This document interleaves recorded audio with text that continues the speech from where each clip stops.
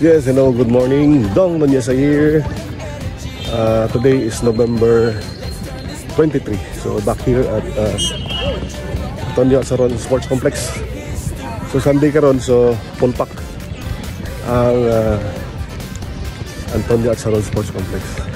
So ako napansin, dominated by mga youngster na katalunan. Last 2 weeks ago, dito ta sa DMC para sa atong annual regular check-up. So lab tests, so blood chem, fibroscan, 2D echo, and others. So mga vital organs, generally okay siya, including my sugar. Ang problema lang ako, taas. As usual, taas kaya itong uric, 9.4. Wagin sa gaubos. Then kaya medyo kulbaan ko ang atong prostate, PSA from 23.6, then in 2024 8, now taas siya 13. The good thing is sa prostate from 42 down to 38. So previously ang advice sa doktor is biopsy. Hadlok mo tag-biopsy.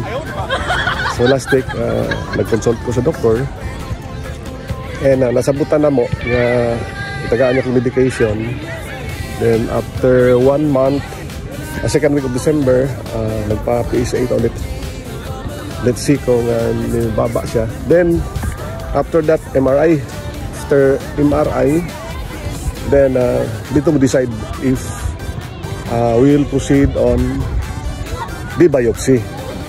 So pa-condition yun ta nagbalik. So kung ay time, walking yun ta. Kung mag-jog man ko, hinay ta tayo.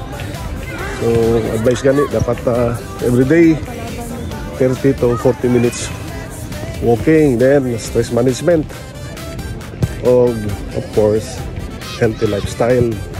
Parang pulaw-pulaw ba, sigarilyo o inom. So kalma sa ta. Wa yun ni gawas ang adlaw, ni silip-silip lang.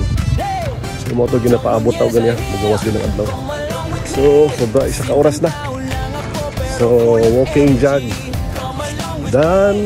Till next time, blessed Sunday everyone. Dong Nuneza here. Dong Nuneza.